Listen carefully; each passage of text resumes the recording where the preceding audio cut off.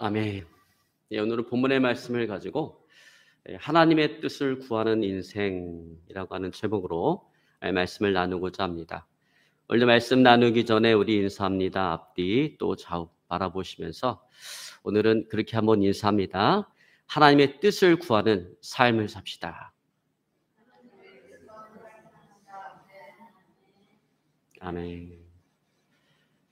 여러분, 신앙생활이라고 하는 것은 내 인생을 향한 하나님의 뜻을 찾는 게 아니라 하나님의 뜻에 내 인생을 맞춰나가는 거예요. 내 삶을 맞춰나가는 것입니다. 여러분, 그러므로 항상 우리는 하나님의 뜻을 구하는 삶을 살아가야 돼요. 여러분, 항상 하나님의 뜻을 구하는 삶을 살아가시기를 어느 시간 주로 축원합니다. 여러분, 많은 믿음의 사람들이 이런 질문을 던집니다. 내 인생을 향한 하나님의 뜻은 무엇입니까? 특별히 삶이 힘들고 어렵고 고달프면 고달플수록 더 간절하게 이렇게 질문하는 거죠. 하나님, 내 인생을 향한 하나님의 뜻은 과연 무엇입니까? 그러나 여러분, 이 질문은 올바른 질문이 아닙니다. 잘못된 질문이에요. 여러분, 골든게이트 신학교의 교수를 지냈던 도빈슨 박사님은 이런 말을 했습니다. 잘못된 질문을 던지면 잘못된 답을 얻는다. 그러니까 우리가 질문이 잘못되면 잘못된 답을 얻을 수밖에 없는 거예요. 그리고 그 잘못된 답으로 인해서 문제의 본질을 보지 못한 채 방황하며 살다가 결국 실패하고 좌절하고 실족하게 되어지는 거예요. 그래서 여러분, 믿음의 사람들은 신앙생활을 할 때 항상 뭘 잘해야 돼요? 질문을 잘해야 돼요. 질문을 잘 던져야 됩니다. 자, 여러분, 그런 의미에서 내 인생을 향한 하나님의 뜻은 무엇입니까? 라고 하는 이 질문은 올바른 질문이 아니다라고 하는 거예요. 왜냐하면 이 질문의 초점은 내 인생에 맞춰져 있기 때문에 그래요. 그러니까 이 질문은 하나님의 뜻보다는 그 중심이 내 자신에게 있는 것입니다. 그러니까 이 질문은 주객이 전도되어진 질문이에요. 여러분, 항상 내 삶의 중심에 하나님이 있어야 되고 하나님이 주체가 되어야 되는데, 근데 이 질문의 중심은 내 자신에게 있다라는 거예요. 자, 그런데 우리는 항상 이런 식으로 질문할 때가 많다라는 거예요. 그래서 우리는 신앙생활을 하면서 항상 잘못된 답을 얻을 수밖에 없는 것입니다. 여러분, 우리 신앙생활의 중심은 내 자신이 되면 안 돼요. 우리 신앙생활의 중심은 항상 뭐가 돼요? 하나님이 되어야 돼요. 하나님의 뜻이 되어져야 되는 것입니다. 자, 그러니까 이 질문은 이렇게 바뀌어야 되는 거예요. 내 인생을 향한 하나님의 뜻은 무엇입니까가 아니라 거기서 내 인생이 빠져야 돼요.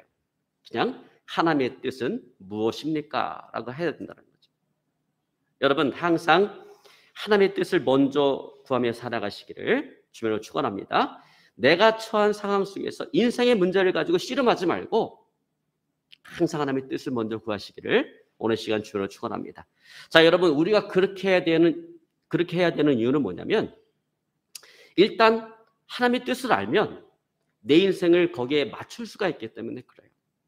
그러면 내 인생은 어떤 인생이 되어지는 거예요? 하나님의 뜻을 쫓아가는 인생이 되어지는 것입니다. 여러분, 그런 인생이 형통한 거예요.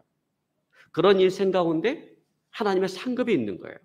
그런 인생이 하나님의 기적과 역사를 체험하게 되고 하나님의 은혜를 누리게 되어지는 것입니다. 여러분, 그러므로 항상 내가 처한 그 상황 속에서 하나님께서 나에게 원하시는 것이 무엇인가를 물어야 된다라는 거예요. 하나님의 뜻이 무엇입니까를 우리는 물어야 된다라는 것입니다. 여러분, 허드슨 테일러는 중국 선교를 위해서 평생을 헌신한 영국 선교사입니다. 그런 사람들로부터 당신이 평생에 행복한 사역자가 될 수 있었던 비결이 무엇입니까? 행복의 비결이 무엇입니까? 라고 하는 질문을 받을 때마다 그는 항상 이렇게 대답했다고 합니다. 나의 헌신과 행복의 비결은 하루를 어떻게 시작하느냐에 있습니다. 음악가는 연주를 하기 전에 악기를 조율을 합니다. 연주회가 끝나고 난 이후에 악기를 조율하는 사람은 어리석은 사람입니다. 저도 마찬가지입니다. 하루를 시작하기 전에 저는 먼저 하나님의 뜻을 찾습니다. 그리고 그 하나님의 뜻에 내 삶을 조율을 합니다. 그러면 인생이 보람되고 인생이 행복합니다 라고 대답을 했어요. 여러분, 그러므로 항상 하나님의 뜻이 어디에 있는가에 우리가 초점을 맞추고 하나님의 뜻을 따라 행하는 저 여러분의 삶이 되어질 수 있기를 오늘 시간 주님을 축원합니다. 자, 그리고 우리가 이렇게 하나님의 뜻을 쫓아 행하고자 할 때 그렇게 살아간 사람의 모델이 우리에게 필요합니다. 왜냐하면 그래야 우리가 그를 본받아 우리도 그렇게 살아갈 수가 있기 때문에 그래요. 자, 그런 의미에서 우리에게 예수님보다 더 훌륭한 모델은 있을 수가 없다라고 하는 거예요. 자, 오늘 우리가 읽은 본문의 말씀은 예수님께서 어떻게 하나님의 뜻을 알고 오늘 하나님의 일을 행할 수 있었는가 하는 것을 오늘 우리에게 잘 보여주고 있습니다. 자, 여러분, 오늘 본문의 맥락은 그렇습니다. 예수님께서 유대인의 명절을 맞이해서 예루살렘에 올라가게 되었어요. 여러분, 유대인들은 명절, 즉 뭐 유월절이라든지 오순절이라든지 초막절이라든지 이런 명절을 맞이하게 되면 로마 제국 각지부터 살던 그 유대인들, 그 디아스포라 유대인이라고 하는데 그 유대인들이 다 예루살렘으로 올라갑니다. 예루살렘을 순례를 합니다. 오늘 예수님도 유대 남자로 태어나셨기 때문에 명절이 되어서 예루살렘에 올라간 거예요. 그리고 그 예루살렘 성전에 문이 여러 개가 있는데 주님께서는 특별히 그 문들 가운데 양의 문이라고 하는 곳으로 들어가게 되었습니다. 근데 그 양문 곁에는 베데스다라고 하는 연못이 있었는데 그 연못에는 하나의 풍문이 내려오고 있었습니다. 그것은 천사가 가끔 이 연못가에 내려와서 물을 동하게 하는데 다시 말해서 물에 막 파문이 일게 하는데 그럴 때 가장 먼저 그 연못가에 뛰어 들어간 사람은 어떤 병에 걸렸든지 치유를 받는다, 고침을 받는다라고 하는 그런 풍문이 내려오고 있었어요. 그래서 전국 각지에서 각양각색의 많은 병자들이 이 풍문을 듣고 그 베데스다 연못가에 있는 솔로몬 행각에 모여들었습니다. 근데 그 많은 병자들 가운데 오늘 예수님의 눈에 띄었던 병자는 38년 된 중풍병자였어요. 예수님께서는 그 병자의 병이 오랜 줄 아시고 그를 불쌍히 여기고 그를 궁히 여겨서 그 병자의 병을 고쳐주셨습니다. 그런데 문제가 생겼어요. 예수님께서 그 병자의 병을 고쳐주신 그날이 바로 안식일이었다라는 거예요. 오늘 예수님께서는 당시에 유대인들이 생명같이 지키고자 했던 그 안식일의 규정을 어겨버린 것입니다. 자, 여러분, 출애굽기 20장 8절로 10절에 보면 안식일 규정에 대해서 이렇게 말씀하고 있습니다. 안식일을 기억하여 거룩하게 지키라. 엿새 동안은 힘써 내 모든 일을 행할 것이나 제7일은 너의 하나님 여호와의 안식일인즉 너나 내 아들이나 내 딸이나 내 남종이나 내 여종이나 내 육축이나 내 문 안에 유하는 객이라도 아무 일도 하지 말라. 자, 예수님 당시의 유대인들은 이 계명을 지키고자 열심을 냈어요. 왜냐하면 그들이 나라가 망하고 바벨론의 포로로 끌려갔을 때 그들이 깨달은 게 뭐냐면 우리가 하나님께서 지키려고 한 그 절기를 무시하고 그 절기를 지키지 않아서 이렇게 나라가 망하고 바벨론의 포로로 끌려오는 이 비극적인 삶을 맞이하게 되었구나라고 하는 것을 깨달았기 때문에 그들이 바벨론 포로에서 돌아오고 난 이후에는 이 절기 그 가운데서도 안식일을 아주 철저하게 지키고자 애썼어요. 열심을 냈어요. 근데 문제는 뭐냐면 이 열심이 너무나 지나쳐서 그 안식일을 주신 본래의 의도, 하나님의 그 본래의 의도, 본래의 목적을 잊어버리고 그 문자적인 의미에 목숨을 걸기 시작했다라는 거예요. 자, 그래서 그들은 그저 아무 일도 하지 말라, 안식일에 아무 일도 하지 말라라고 하는 그 문자적인 의미에 초점을 맞췄기 때문에 비록 안식일이라 할지라도 마땅히 해야 될 선한 일, 그리고 그 합당한 일마저도 하지 못하게 만든 것입니다. 여러분, 그 일 가운데 하나가 뭐냐면 안식일의 병자를 고치는 일이었어요. 선한 일임에도 불구하고 마땅히 해야 될 일임에도 불구하고 안식일에 대한 문자적인 의미에 붙들려 있는 유대인들에게 있어서는 그것은 안식일을 범하는 죄일 뿐이었다라고 하는 것입니다. 여러분, 오늘날 이야기하자면 그거예요. 응급 환자가 들어왔어요. 근데 의사가 오늘 주일이니까 내가 교회 가서 예배 드려야 되니까 이 사람이 죽든 말든 아무 응급조치도 취하지 않냐고 교회 가서 예배를 드리고 나서 내가 오늘 주일 성수를 잘했다 이렇게 생각하는 거예요. 그거 똑같은 거예요. 이 사람 당시의 유대인들은 안식일을 지키기 위해서 안식일에 절대로 병자를 고쳐서는 안 된다라고 생각을 했는데 오늘 예수님께서는 그것을 어긴 것입니다. 그러므로 유대인들은 예수님께 안식일에 이와 같은 일을 행한다요, 오늘 예수님을 핍박하고 오늘 예수님을 박해하기 시작하는 것입니다. 왜 안식일에 이와 같은 일을 하느냐? 왜 안식일에 하지 말아야 될 일을 하느냐라고 묻는 거예요. 자, 그때 오늘 주님께서 17절에 이렇게 말씀하십니다. 우리 본문의 말씀 17절 한번 같이 봅니다. 예수께서 그들에게 이르시되 내 아버지께서 이제까지 일하시니 나도 일한다 하시매. 자, 여러분 여기서 예수님께서 뭐라고 말씀하시냐면 내 아버지께서 이제까지 일하시니 나도 일한다라고 하십니다. 자, 오늘 예수님의 이 말씀은요, 당시 유대인들로서는 참 이해하기 어려운 말씀이에요. 코페르니쿠스적인 발상을 요구하는 말씀이에요. 어떤 생각의 패러다임 전환을 요구하는 발상이에요. 즉 다시 말해서 기존에 그들이 가지고 있었던 생각의 틀을 깨지 않으면 도저히 이해할 수 없는 그런 말씀을 하고 계신 거예요. 분명히 창세기 2장 2절로 3절에 보면 이렇게 말씀하고 있습니다. 하나님이 그가 하시던 일을 일곱째 날에 마치시니 그가 하시던 모든 일을 그치고 일곱째 날에 안식하시니라. 하나님이 그 일곱째 날을 복되게 하사 거룩하게 하셨으니 이는 하나님이 그 창조하시며 만드시던 모든 일을 마치고 그날에 안식하셨음이니라. 자, 여기에 보면 하나님께서 그 창조하시며 만드시던 모든 일을 마치시고 안식하셨다라고 이야기하고 있는데, 근데 예수님 정반대로 이야기하고 있는 거예요. 예수님이 뭐라고 얘기해요? 내 아버지께서 이제까지 일하시니 나도 일한다라고 말씀하시는 것입니다. 한마디로 말해서 예수님께서는 지금 안식에 대해서 당시 유대인들로서는 도저히 이해할 수 없는 말씀을 하시는 거예요. 그들이 알고 있는 것과 반대로 이야기하시는 거예요. 하나님께서 창조하시며 만드시던 모든 일을 마치고 안식했다라고 얘기했는데, 오늘 예수님은 아버지께서 이제까지 일하시니 나도 일한다라고 말씀하고 있는 것입니다. 자, 여러분, 예수님의 이 같은 말씀 우리가 어떻게 이해해야 될까요? 예수님이 어떻게 이런 말씀하실 수 있었을까요? 도대체 무슨 근거로 예수님이 이와 같은 말씀을 하고 있는 걸까요?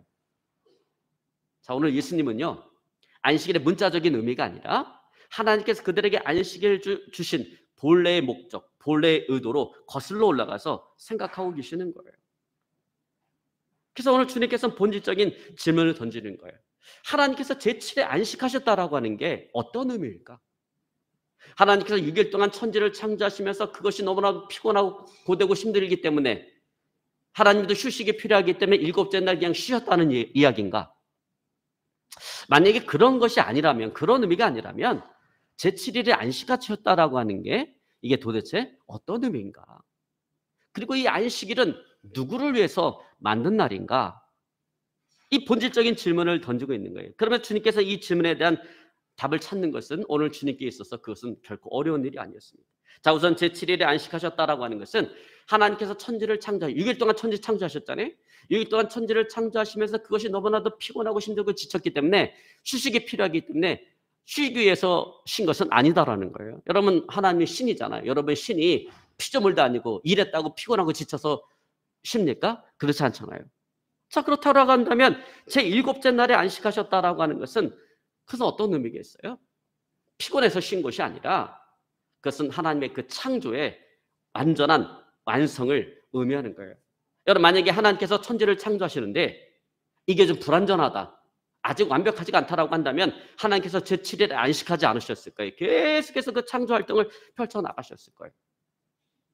여러분, 우리가 이것을 잘 이해하려면 예술가의 작품 활동을 생각하면 이걸 쉽게 이해할 수가 있습니다. 자, 여러분, 예술가가 작품 활동을 하는데 언제 자기 작품 활동을 멈추고 쉽니까? 안식합니까? 자기가 바라볼 때 이 작품이 완벽하다, 완전하다 생각이 들면 멈추는 거예요. 완전하지 않으면 계속해서 일을 하는 거예요. 여러분, 도공이 도자기를 만드는데 도자기를 구웠어요. 우리가 볼 때, 비전문가가 바라볼 때는 너무나도 예쁘게 아름답게 만들어졌어요. 근데 그 도공이 볼 때는 1%가 부족해요. 그걸 어떻게 합니까? 도자기를 깨버리고 다시 도자기를 빚어요. 언제까지 그 일을 반복합니까? 자기가 바라볼 때 완전하다, 완벽하다라는 생각이 들 때까지 그 일을 반복하는 거예요. 여러분, 그러므로 하나님께서 행하신 그 창조 사역의 완전성을 의미하기 위해서 내가 이 창조가 완벽하다라고 하는 것을 의미하기 위해서 하나님께서는 제7일에 안식하셨다라고 하는 것입니다. 여러분, 그러므로 하나님께서 제7일 안식하셨다라고 하는 것은 뭘 의미하는 거예요? 하나님의 그 천지 창조의 완전성을 의미하는 거예요. 더 이상 손댈 곳이 없는 완벽한 창조를 의미하는 것입니다. 그러니까 여러분, 안식일이라고 하는 것은 뭐예요? 안식일이라고 하는 것은 하나님의 그 창조 완전성을 기념하는 날인 것입니다. 그냥 무조건 모든 활동을 중단하는 날이 아니라는 거예요. 그래서 여러분 우리가 안식일에 오늘날로 교회로 이야기하면 주일이죠. 주일에 와서 우리가 하나님을 예배하는 것은 뭐예요? 바로 이 천지 창조하신 그 하나님의 창조 완전성을 우리가 높이는 거예요. 찬양하는 거예요. 그래서 우리가 주일날 개인적인 일을 하지 말고 교회 와서 예배하라는 거예요. 당시에 보면 성전에 가서 그들이 안식일을 지키라라고 하는 것입니다. 자, 그리고 하나님께서는 이 날을 어떤 날로 정하셨는가? 인간에게 복 주시는 날로 정하셨다라고 하는 것입니다. 여러분, 그러므로 출애굽기 20장 11절은 오늘 이렇게 말씀하고 있습니다. 그러므로 나 여호와가 안식일을 복되게 하여 그날을 거룩하게 하였느니라. 자, 그러므로 안식일은 하나님을 위해서 있는 날이 아니라 누구를 위한 날이에요? 인간을 위한 날이라고 하는 것입니다. 그러니까 이 날이야말로 하나님께서 인간에게 복 주시고 만물을 회복시키는 날로 정하셨다라는 거예요. 그래서 뭐라고 얘기합니까? 하나님께서 안식일을 복되게 하여 그날을 거룩하게 했다라는 거예요. 안식일을 복되게, 안식일을 복 주는 날로 하나님께서 정하시고 거룩하게 했다라는 건 뭡니까? 거룩하게 했다라는 것은 구별했다라는 거예요. 다른 날 가는께서 특별히 이 날을 구별했다라고 하는 것입니다. 여러분, 그러기에 예수님께서도 마가복음 2장 27절에 이렇게 말씀하십니다. 이르시되 안식일이 사람을 위하여 있는 것이요 사람이 안식일을 위하여 있는 것이 아니니. 자, 여러분, 예수님에게 있어서 안식일은 하나님께서 사람들에게 뭐 하는 날이에요? 사람들에게 복 주시는 날이고 사람들을 회복시키는 날이에요. 그리고 하나님은 지금 그 일을 지금도 계속해서 그 일을 하고 있다라고 하는 거예요. 그러므로 안식일에 병자를 고쳤다고 해서 예수님을 핍박하는 그 유대인들을 향해서 주님께서 오늘 담대하게 말씀하실 수 있었던 것입니다. 아버지께서 이제까지 일하시니 나도 일한다라고 말씀하셨던 것입니다. 여러분, 여기서 우리가 놓치지 말아야 될 것은 이것입니다. 오늘 예수님께서 안식일을 주신 그 하나님의 뜻이 어디에 있는가라고 하는 것을 발견했을 때 예수님께서는 주저하지 않고 자신의 삶을 그 하나님의 뜻에 맞추었다라고 하는 거예요. 여러분, 예수님에게 있어서 명절날 자신을 그 38년 된 병자에게 인도하신 분도 누구예요? 그분도 하나님이세요. 그리고 38년 동안 살아오면서 한 번도 안식을 경험해 보지 못한 그 병자를 고치심으로 치유하심으로 그에게 진정한 안식을 주기를 원하시는 분도 그분도 바로 하나님이신 것입니다. 여러분, 그렇기 때문에 주님께서는 안식일 날 그 병자를 고치신 거예요. 분명히 많은 분쟁과 다툼이 있을 것이다라고 하는 사실을 알고 있었음에도 불구하고 안식일에 그 38년 된 병자를 고치신 것입니다. 여러분, 저는 예수님에게 있어서는 자신의 삶보다 뭐가 더 중요했어요? 이 하나님의 뜻이 더 중요했고 그 하나님의 뜻을 앞세우는 삶을 살아갔다라는 거예요.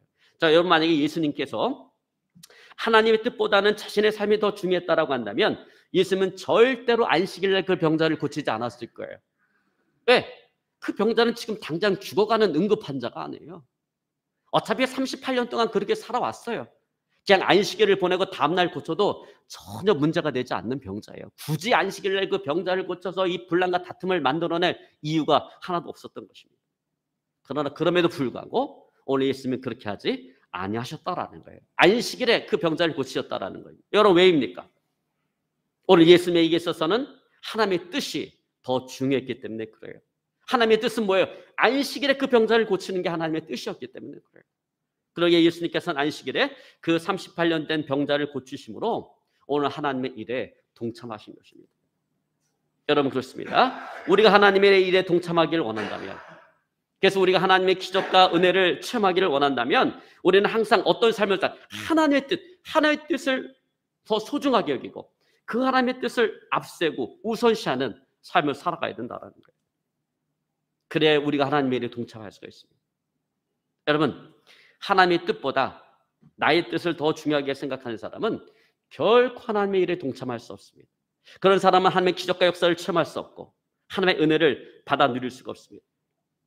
그런데 우리는 어떻습니까? 우리는 항상 하나님의 뜻보다는 내가 바라고 내가 원하는 나의 뜻 쪽으로 모든 것들을 유리하게 생각하고 그쪽으로 모든 것들을 합리화시키려고 하는 그런 습성을 우리가 다 가지고 있다는 거예요. 여러분, 한번 돌아보세요. 여러분, 신앙생활 할 때 어떻습니까? 분명히 하나님의 뜻을 알고 있는데, 마음속에서 내가 알고 있는데 자꾸 자기에게 유리한 쪽으로 합리화시켜요. 이거는 하나님의 뜻이 아닐 거야 그러면서 자꾸 자기에게 유리한 쪽으로 합리화시켜서 애써 하나님의 뜻을 무시하고 자기 뜻대로 가려고 하는 그 습성이 우리에게 있다라고 합니다. 하나님 중심적으로 생각하고 해석을 해야 되는데 항상 자기 중심적으로 모든 것들을 생각을 하고 해석을 합니다. 사랑하는 아내가 직장을 마치고 피곤한 몸을 이끌고 집에 돌아와서 또 그 가사 일을 하는 게 너무나 안타까워서 남편이 설거지를 도맡아서 하기로 했습니다. 근데 이게 설거지를 도맡아서 하다 보니까 주부습진이 걸렸어요. 그런데 이거를 놓고 그 남편의 어머니인 시어머니와 아내의 어머니인 장모의 반응이 너무나도 상반되더라고요. 시어머니가 말합니다. 야, 이 못난 놈아.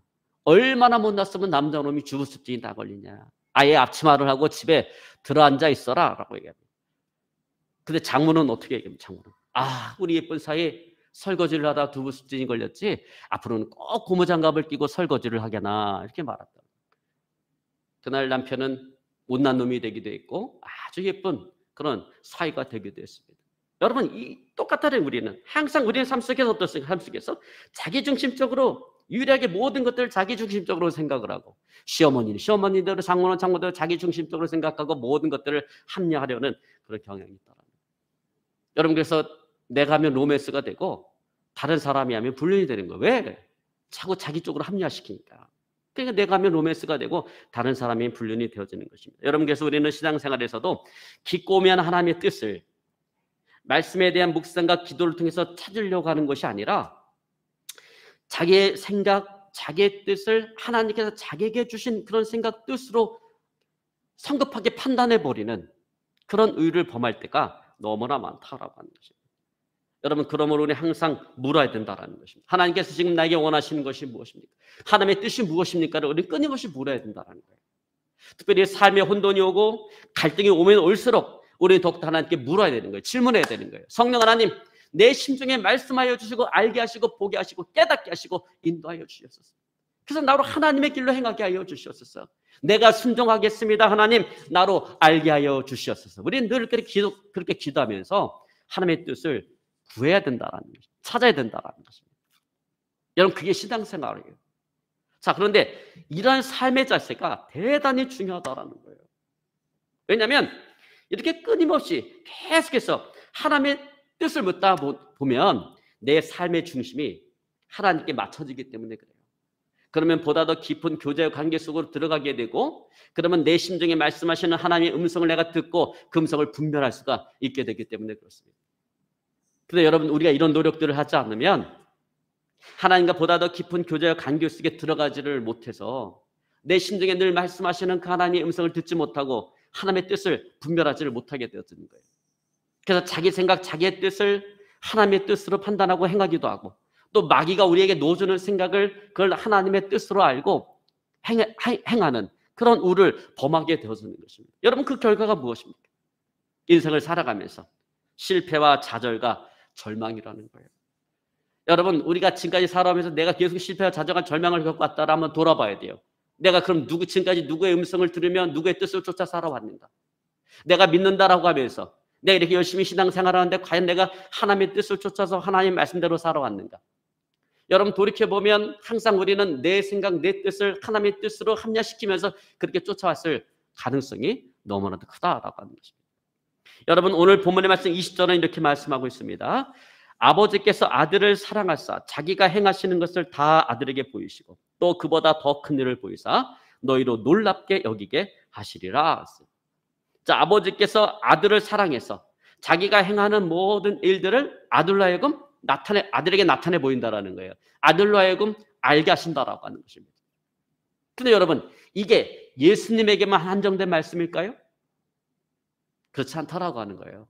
여러분, 이것은 예수 그리스도 안에서 하나님의 자녀된 저 여러분, 우리 모두에게 해당되시는 말씀입니다. 여러분, 하나님께서는요 항상 자기가 행하는 그 일을 우리에게 알리시기를 원하세요. 하나님께서 원하시는 것이 무엇인지를 우리가 알기를 원하세요. 그래서 우리로 하여금 그 하나님의 우리가 동참하기를 원하세요. 그것이 하나님의 마음인 줄로 믿습니다. 여러분, 믿으시기를 주님으로 축원합니다. 이제 말씀을 정리하기 원합니다. 여러분, 그러므로 늘 하나님의 뜻을 찾고 하나님의 뜻을 구하는 삶을 살아가시기를 주님으로 축원합니다. 그러면 언제나 당신의 뜻을 우리에게 나타내 보이시기를 원하시는 그 하나님께서 그 하나님의 뜻을 우리로 하여금 알게 하시고 우리가 하나님의 길로 행하게 만들어 주실 것입니다. 하나님의 일에 동참하게 만들어 주실 것입니다. 하나님의 기적과 역사를 체험하게 만들어 주실 것입니다. 하나님의 은혜를 우리로 하여금 받아 누리게 하실 것입니다. 여러분, 그러므로 항상 내 인생의 문제에 얽매이지 말고 항상 하나님의 뜻을 먼저 찾고 구하는 저와 여러분의 삶이 되어질 수 있기를 오늘 이 시간 주님으로 축원합니다. 오늘 말씀 붙잡고 하나님 앞에 간절히 기도하기 원합니다. 하나님,